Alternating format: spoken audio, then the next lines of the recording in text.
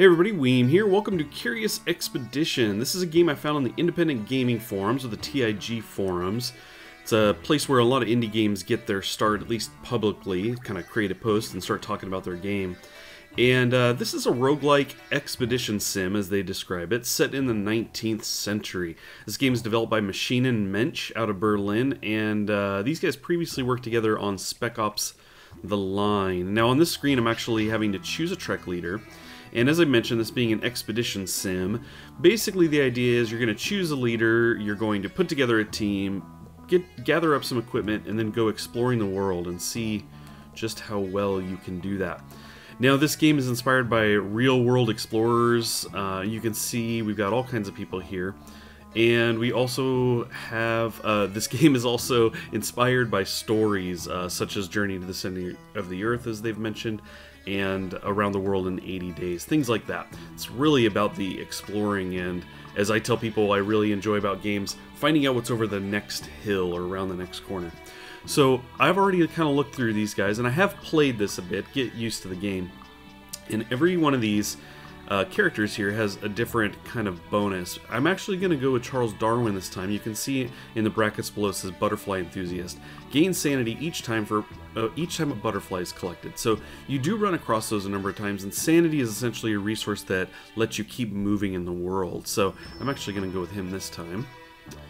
And then we have to choose our destination, which I don't think we can really change anything here. I don't think we can select anything else to start, but that's cool. We'll just dive right in. Okay, and as the clouds clear, I can zoom out here and show you that we are in this world. It's got kind of 4 quadrants here, and if I zoom back in here, you can see our little explorer here wanting to get going. Now we have to build our team though. So let's see, we're going to do random or custom trek. Let's just do random. Adventure awaits. So the natives told us about a home village. Perhaps they have tea. Let's go ahead and get this started. So we've got some kind of key interest points here. We can go check out points of interest. And we have our team assembled. You can see we've got a team up here. Now every one of these guys has their own abilities. They can be leveled up. As you can see, we can actually mouse over these things so we can see that this guy is superstitious, so that could cause some issues for us. And they have different carrying capacities as well. The white blocks actually are an indication of how many items we can have with us. So we do have that. Now let's see, let's go ahead and see if we can trek over to here. So in this world, we're going to left click to kind of move between different areas. The number you see there is actually your sanity, and you can see that on the top right. We have 96 currently left. If that goes to 0, you lose the game. So that's something we definitely want to watch out for. Additionally, we have standing. That's kind of our standing in this world, our standing with the natives in this area. So we kind of have to watch the way we behave, essentially. We do have a cave nearby, and we also have some healing springs nearby. But let's enter this village and see what's going on in here.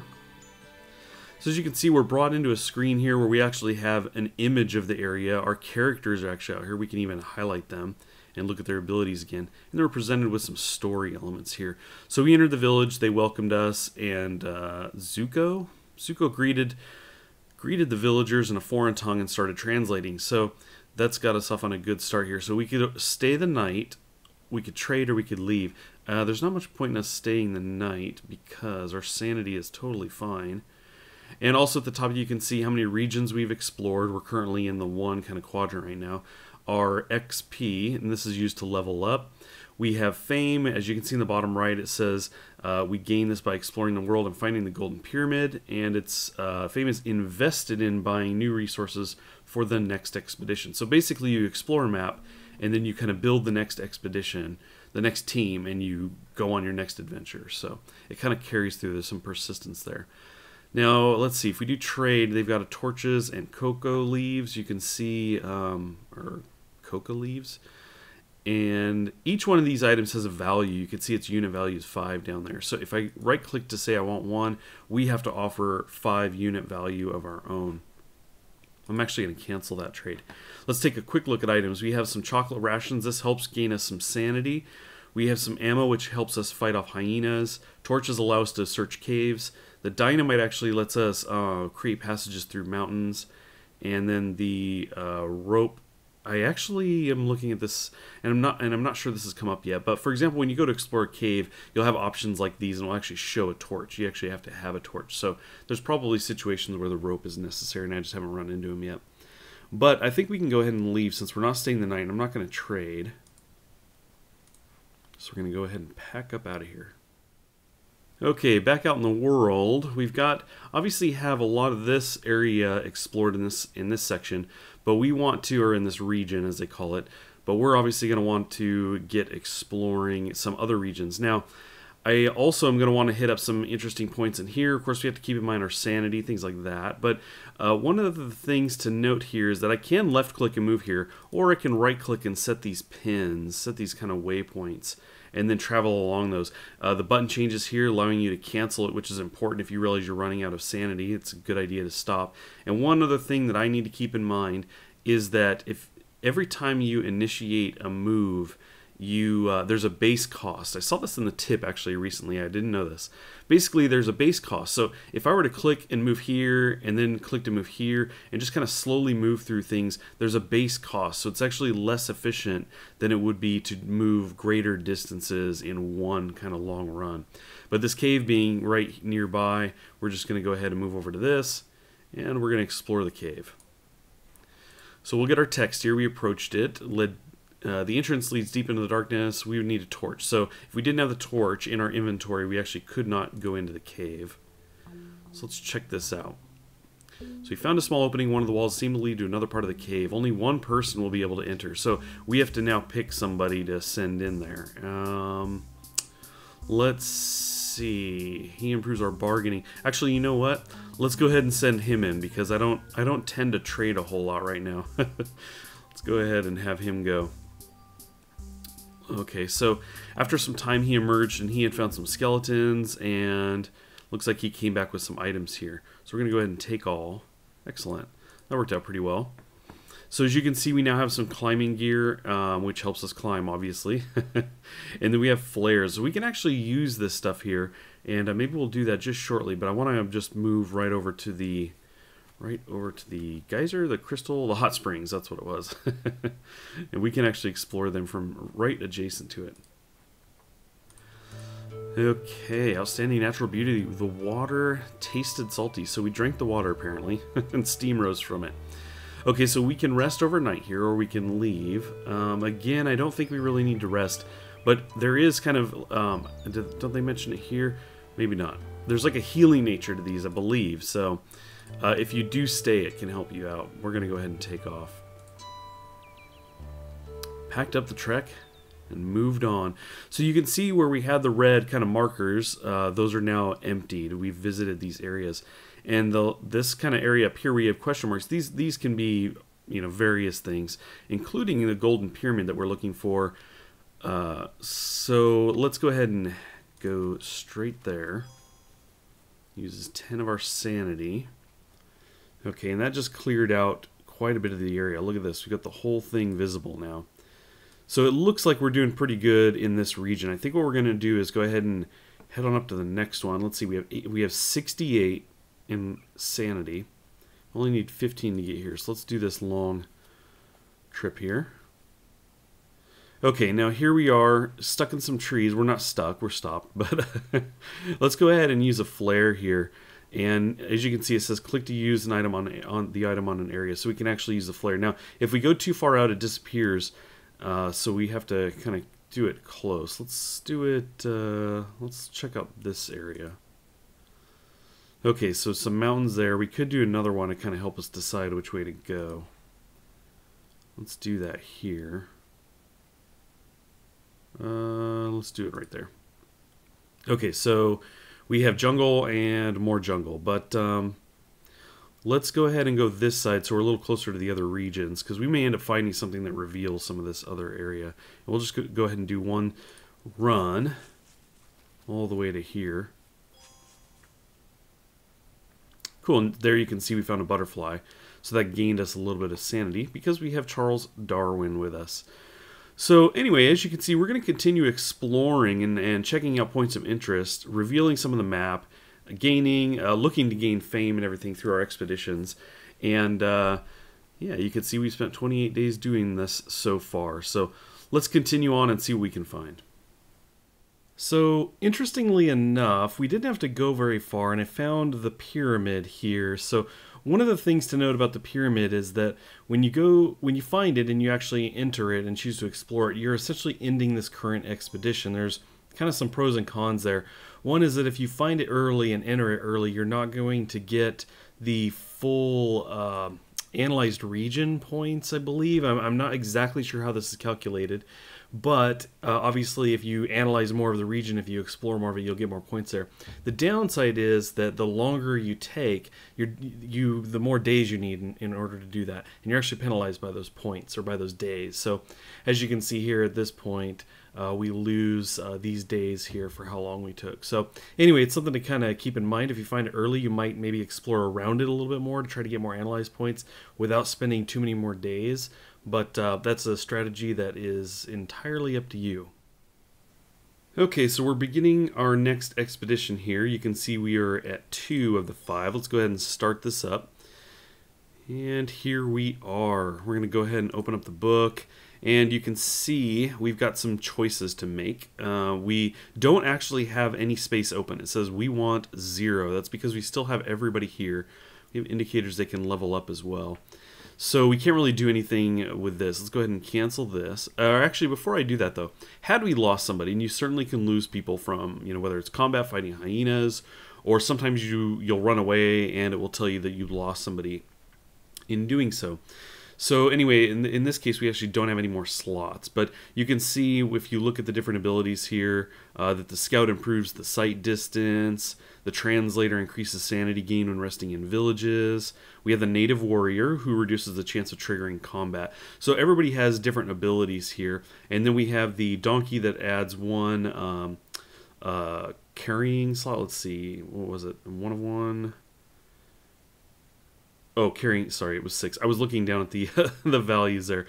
So we have 3 additional crates and 6 additional crates with the water buffalo. But anyway, these guys all have their different kind of benefits. So you can kind of decide as you lose people who you want to bring in for the next expedition. So let's go ahead and just hit deal.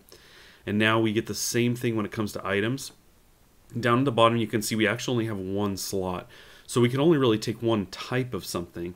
But then additionally, we have 145 points here. Let's see. Let's take... And we can refill some other things too, so I suppose there is that. We can fill in some other areas. So we had this fame. Our fame, you can see, that carried over is 145. So that really helps us get more stuff. So we can replenish things. For example, we can grab some torches to kind of refill that. We don't have any first aid kits. We'll go ahead and grab a couple more climbing. That'll put it at 5. The torches adding 4 puts us at 5. That's cool. We'll take a couple more flares. Those are nice. Something like that. And machetes can help us get through areas. All of these have their various benefits. I do like whiskey. We don't have any whiskey, so it is going to fill that 1 slot that we have. But let's go ahead and do that. It's kind of an instant sanity bonus, which is cool if you're really low. Because if you can't go anywhere, you can't reach some destination where you might run into something that can help you, you're out of luck. Okay, so here we are, equipped for the next journey, as it says. And in fact, we have a little too much stuff, so I must have miscalculated something. Actually, we want to keep that. Let's go ahead and... Oh, it split out. I see. So I accidentally had 6 climbing gear and 5 is the max. So that's cool. We're going to go ahead and get rid of the extra climbing gear. So there we go. We're back where we should be. We've got a whole new world here. If I zoom out, it's still 4 here. 4 regions. Let's see. Let's go in and do this here. So we can level these guys up by hitting the plus here. And you can see it just kind of leveled everybody up. And let's look at these guys here. Right. So it looks like I should have leveled them up first because we added a inventory slot. But that's cool. It was just 1 climbing gear. No big deal. So anyway, we've got everybody leveled. Yeah, you could see we had increased capacity from Charles Darwin. That just got added. Previously, he only had the butterfly enthusiast. And we now have village sanity, so we get that increased because of Zuko here. So he still has the superstitious. It'd be funny if those could go away. Him being out long enough lets that disappear. Now, one of the things in looking at these guys I realized I haven't explained yet is the compass. The compass is kind of wigging out here. Now, this compass wants to point towards the pyramid, the golden pyramid, but it doesn't really know right now where that's at. So the more area you explore, the more kind of solid this gets, and eventually when you have a lot of it explored, it's kind of pointing in one general direction. So anyway, that's what that's all about for those wondering. So we have a waterfall. That's kind of nice, but let's go ahead and move all the way up here and check out this point of interest. See what we can find. Okay, so we just have this a geyser here. It doesn't look like it's something we can go into or anything. So let's go check out the cave. Uh-oh, now we have some hyenas. So this can happen where you are attacked, or sometimes you move through the area and you know, you're trying to stay away from them. In this case, we're attacked. We have to either fight or run. Now, in my experience, in either case, you can lose people. But we have 13 of the ammo, so let's just go ahead and fight and see how this goes.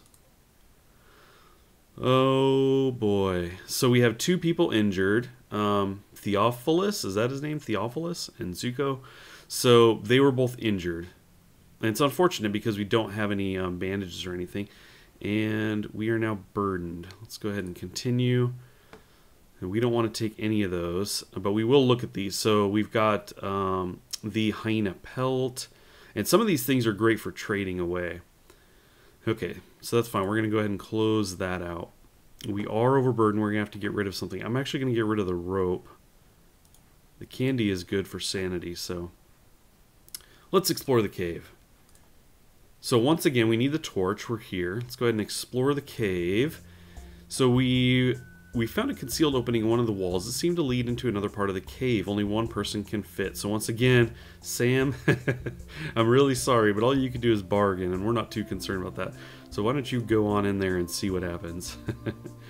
So after many hours, it says Sam crawled back out of the darkness. He had found the remains of a long-dead expedition and these items. Now, we have a weather balloon. It has no icon yet, and that's, you know, that's to be expected. We're in early alpha. In fact, I should mention now that a lot of the interface here is going to change. There's a lot of things that are going to be updated. So this is a very, very early look at this game, and there's a number of different things about the game that are planned on being changed, and of course a number of things that could potentially change. So do keep that in mind. We could take one of the flares, right? Because apparently the max is 5. I suppose we could try. Let's try right-clicking one more. Oh.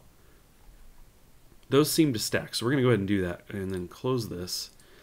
And leave. And yeah, it's stacked up to 5. Okay, good to know. So these have varying stackable quantities. So anyway, we've got a good chunk of the world left to explore, but I think I'm going to go ahead and leave it at that. I just wanted to give you guys a quick idea of what this game is about. Like I said, it's a very, very early look at this, and I've been very excited about it. For over a year, I've been waiting for this, waiting for my opportunity to try this out and potentially bring it to you guys. And I've played a number of different expeditions. It's a lot of fun. It feels like a great kind of relaxing game, and I love the exploration. I love just kind of not knowing what's around the next corner, what's going to happen when I come cruising over here, what cool areas can we explore. I love the story element. I'm a big fan of a choose your own adventure, and this kind of reminds me of that. Basically getting to these points, having some text, you know, a bit of story, and then having options. And in fact, you could even go to the fighting fantasy books back in the day, where they not only give you choices, but you had a little character sheet, and you could even have a couple items. The book would tell you when you had them.